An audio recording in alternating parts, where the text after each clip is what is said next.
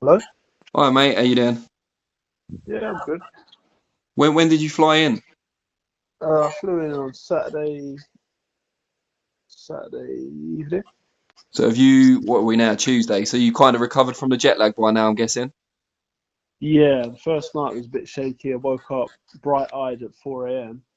After struggling to stay up till like 10. Last night was a bit better as I went to bed at like 12 and then woke up at 7, so I'm kind of Oh, back so you're in the adjusting now, yeah. yeah.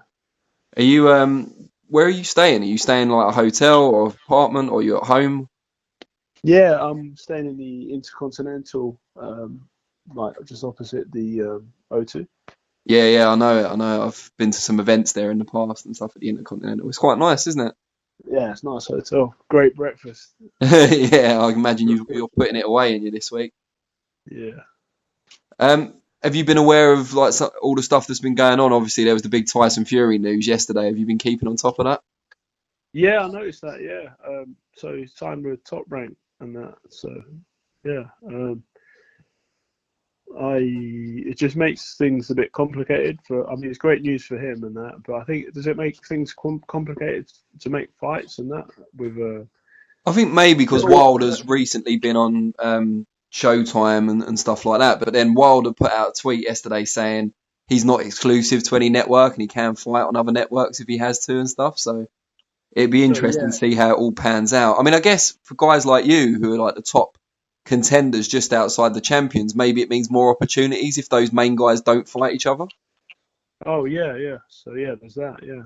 Um, the so I think the obviously the rematch is going to happen. So I should be on the undercard of that again. So that's obviously good news for me.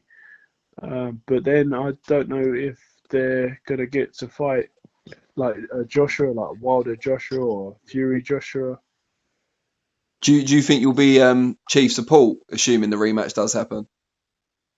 Uh, yeah, I guess it depends who I'll be fighting as well. But yeah, that'd be massive for me. Well, yeah. I mean, I guess you're in a position now where, assuming all goes well against Bermane Stiverne on Saturday, there's kind of no real going down after that. Like, you can't fight Bermane Stiverne and then go and fight a journeyman in your next fight, can you? Once you're up there, you're up there. Yeah, so but I obviously want to keep busy this year, and have another, three, four fights. Wow, that's impressive to That hear a that heavyweight was wanting to be that busy. Yeah, that's the plan. I mean, I had 6 fights in my first year, so uh, maybe 4 next year, and then it'll be less year after that, 2020, and hopefully I'll be fighting for a version of the world title pretty soon. What have you heard about the PBC side of things? Because obviously you work with them, and they've got this deal with ITV. You're going to be on the box office show. But are they planning Yeah. to do quite a lot of UK based events, or is it mainly going to be American stuff that we watch over here? I think they're going to do a bit of both. I think for the fights that are in this country, they need a platform for them to be shown in the US. So I think, and obviously vice versa. So um, you know that what was the last show that was on ITV for free? It was the Was it Pacquiao Broner? Oh no, they had Pacquiao Thurman, didn't they? Brothers. Which one So was yeah, more recent? I think it was the I think it was the Pacquiao one. But yeah, that Yes. was on ITV3. So it's good. It's getting boxing back on terrestrial TV, and I Well, it think could be it's huge for you if you end up on one of the UK based shows. I know obviously this Saturday is a UK based show, but it's on box office, which limits the yeah, viewership to an extent. But if you were on an ITV4 show, Olympic silver medalist from the UK, I mean, it kind of sells itself. yeah, it's great, and get great numbers. Well, yeah, that's what you want, don't you? Go back to kind of the golden age when we were getting millions watching boxing on terrestrial TV. I'm sure you grew up watching boxing on terrestrial TV to an extent. I watched a few fights, but I guess I wasn't I wasn't really into boxing like I am now, as in I only started late 22, so um, I wasn't really a boxing fan before, but I guess try and know my stuff now. So just tell us before, obviously, I'll let you go and stuff. What will you be doing this week now? Because training camp really is over now. This is your last week. Normally boxers are tapering down. What will you be doing training wise, and what will you be doing to keep yourself occupied? Well, I've had quite a few interviews, and different things are going on each day, and I just try and rest up. I did a little bit of loosen out earlier, but all the hard work's been done in the training camp. I've had great sparring with three world-class sparring partners: Malik Scott, Guido Vianello, and Johnny Rice. So preparations have gone really well. Did a lot of running in the snow. Yeah, I remember you saying that. So That was kind of a central theme of the article that I did on the website. Running in the snow. Malik Scott, he's obviously been in camps with most of the top heavyweights of the era. Has he kind of shared any secrets with you? Any kind of stuff about the other contenders?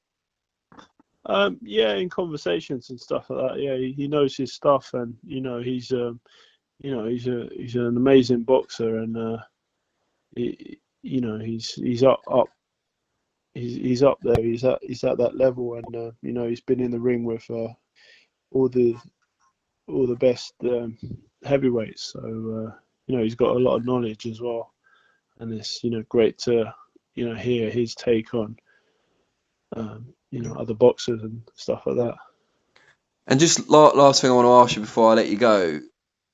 What's your prediction for the main event on Saturday? I know you'll be focusing on your own fight with Stiverne, which is a great fight in its own right, but what's your prediction for James DeGale against Chris Eubank Jr.? I don't really know because hello? You all right? Yeah, I don't know. Someone's knocking on my door. So sorry, say the question again. Just your prediction for DeGale against Eubank Jr. Who do you fancy in that one? Oh, so so DeGale, I would have thought, a couple of years ago, would be no contest. He'd, I rate DeGale. I've even sparred with him and stuff like that early on. But I think, his last couple of fights, he hasn't really looked too impressive. So, but with his interview, he says it's due to injuries and that's all sorted out now. So, if he's back to his old self, then I see him taking it. But on the other hand, Chris Eubank, who's obviously younger, fresher, he keeps himself in really good shape, and he's got really good body punches and stuff like that. And also he has a new trainer, so if that's gonna, how long has he been training? Maybe like 3 months or something like that. So maybe that might make a difference, and he might start working with his jab a bit more, and have a more of a game plan going in instead of just thinking to himself, well, here's what I'm going to do. He's going to have someone to give a second opinion. Yeah. So what's your final prediction? Don't sit on the fence, Joe. Come on. Well, I would say DeGale if he's back to his old self. All right, we'll let you off with that slight qualification at the end. Best of luck, obviously, for Saturday night, and it'd be good to catch up with you again after it all goes down. Oh yeah. How long are you staying in the UK after the fight? Maybe like 2-3 weeks max. Oh, brilliant! Maybe we'll come over and actually see you then. That'd be even better. Yeah. All right. Brilliant. All right. Well, best of luck, and yeah, we'll arrange that. All right, mate. All right. Cheers, Joe. Enjoy the rest of fight week. Cheers. Take care, mate. Bye.